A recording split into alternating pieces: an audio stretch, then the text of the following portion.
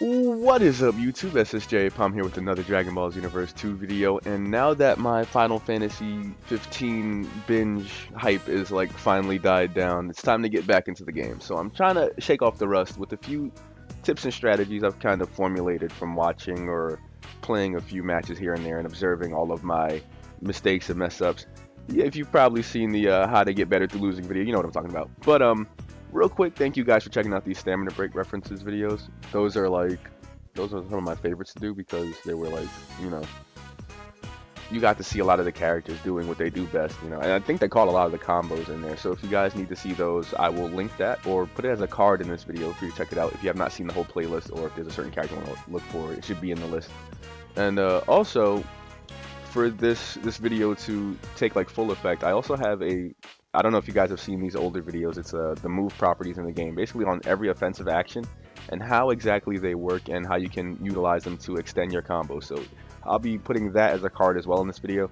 So check that out if you haven't seen it yet. It could help you understand a few things in the game or come up with some crazy sick combos that you haven't even thought of before. But let's get right into it. So this video is going to teach you how to manage some resources better and when to use your stamina break combos, I guess I should say, or how to change the pace of a battle. So this is pretty much the battle plan video, if anything. Now, the very first thing you want to do is learn your character combo string enders. And by this I mean figure out exactly how your character's combos are going to end so you know what you're doing.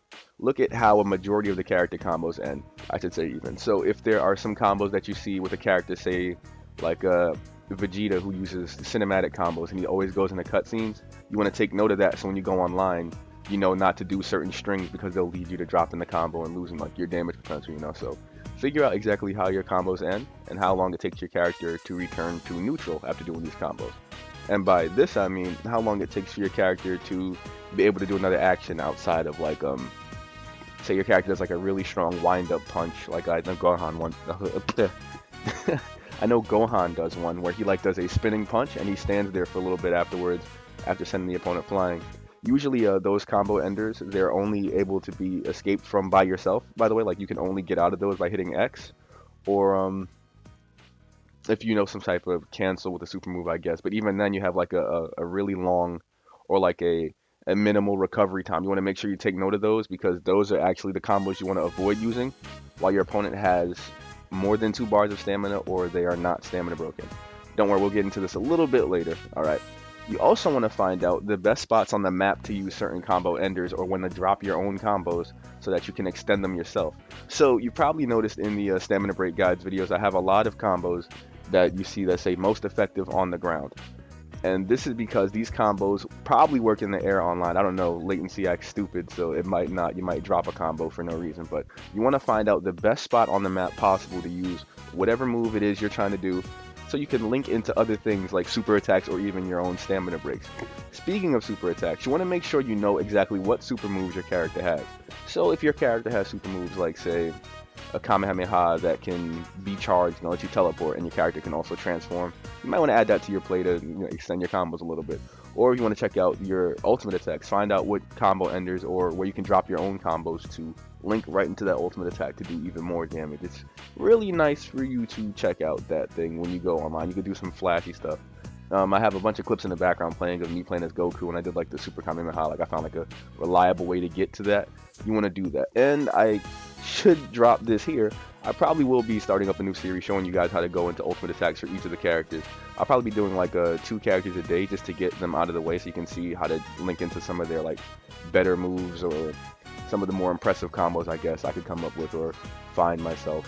But you could probably find a bunch of that on YouTube, but if you want to just see them here, I got you. You know I'll do it. So next up, we're going to talk about making adjustments to your pace. So in this game, it's very easy to get wrapped up in trying to mash the button faster than your opponent to get them killed. And you'll blow through all of your stamina like that. You'll try to extend combos and just end up wasting a lot of resources. But try to master making adjustments to your pace so that your opponent overextends himself. And by this I mean speed up and slow down how you fight based on exactly what's happening in the situation at hand. So I'll give you a few tips that you probably didn't think about or didn't know just yet. If you did, then this is probably a useless video to you, but being in the sky automatically cuts your stamina recovery. So that is like an immediate like negative on your stamina. So being in the sky will always make your stamina go up a little bit slower. You'll always be kind of in a deficit, I should say. Fighting in general usually stops it entirely, with like few exceptions. Most of those being like a custom character, like a race based, or like being a character themselves that get their stamina back just by fighting and swinging. Like I know the Frieza race characters can actually fight you and get their stamina back, so that's a really big advantage for them. And my biggest thing is standing on the ground in a neutral like state, not punching, not doing anything, recovers your stamina the quickest. This is like the base stamina recovery value. And you'll notice in almost all of my PvP clips or something, if I drop a combo or something by mistake, I don't even chase after like the stamina broken opponent. I'll just stand there and get my stamina back and reset my pace so I don't overdo it. And usually after any heated exchange where you knock an opponent back with a combo string, I also recommend this, you can just land on the floor again and reset. And using certain characters like say Android 18 or Birder, where your combos tend to end up in like bounce combos, being on the ground is kind of like what should I say? It's like an advantage for you because you can always go into your stamina breaks reliably or your ultimate or super attack. So definitely try to slow down your pace and go towards the ground if it's a character like that. But I do know there are certain maps that do not let you land exactly, but they will still let you do bounce combos. And if you don't know what bounce combos are, once again, check out that move property series that I did earlier. Excuse me. And another thing that you should worry about is transformations.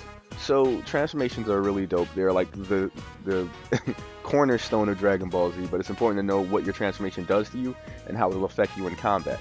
Certain transformations like completely shatter your stamina recovery or drain it altogether. So with something like Super Saiyan 3, I don't know if you guys seen the casual play I did like yesterday, playing at 3 a.m. I made note that the Super Saiyan 3 was bad when that guy transformed into it, and what it does is you get a pretty significant boost in damage, your physical damage, but your stamina recovery gets shot crazy. So in the time it would have took him to recover about 4 bars of stamina, he didn't even get back to his 1 bar of stamina, you know.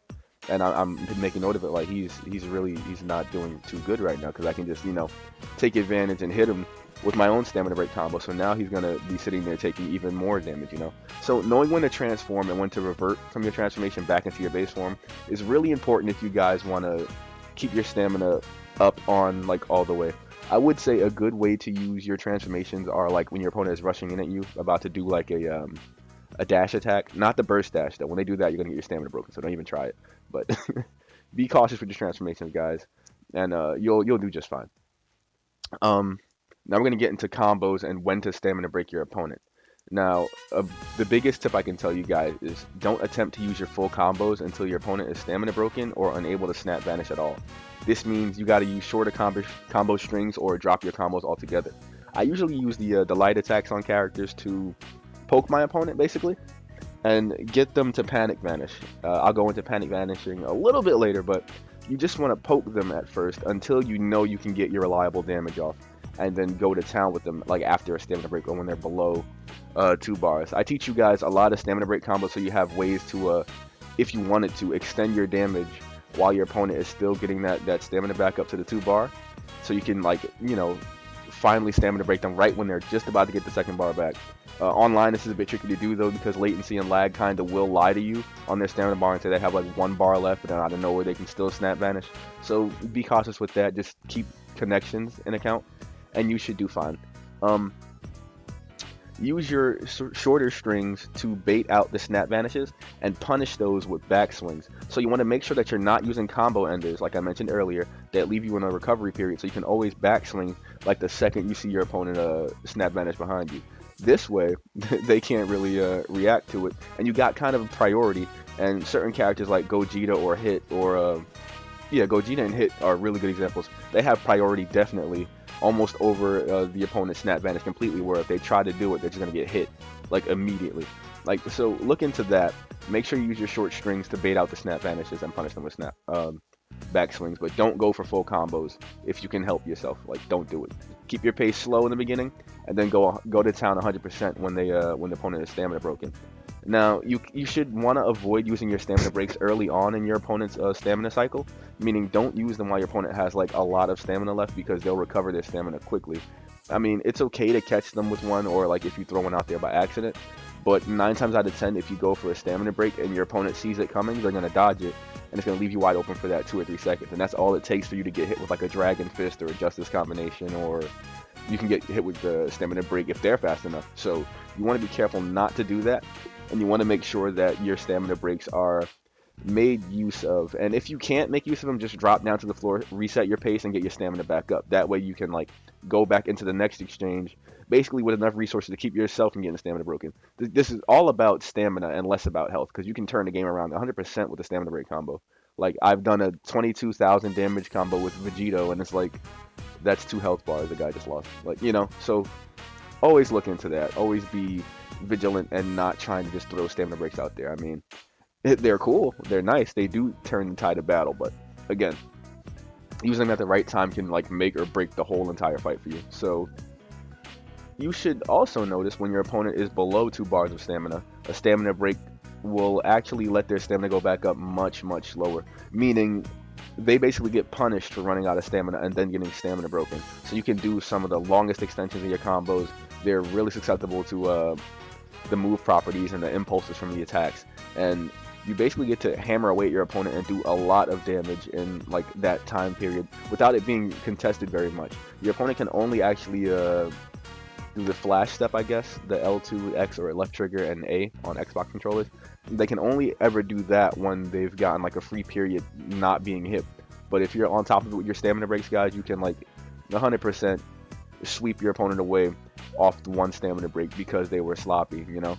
So you want to look into your highest damage combos, your combo enders, and how to exactly get to your ultimate attacks or super moves or whatever the case may be for your damage to come out the way you want it to, and just go to town. What else should I say? Save your stamina by snap vanishing yourself out of Stamina Break combos and your opponent's combo enders. This means try not to panic vanish, and that's what I was talking about earlier, where you get punched by your opponent once and you snap vanish off an attack that would have did like 12 damage, you know? Like, save your stamina and do not snap vanish unless you see a Stamina Break coming, or it's a very like obvious Stamina Break combo, or your opponent is doing a combo ender, like they knock you away and then teleport behind you as part of the combo and go for like a sledgehammer, but the sledgehammer isn't the super attack, it's like in the combo itself.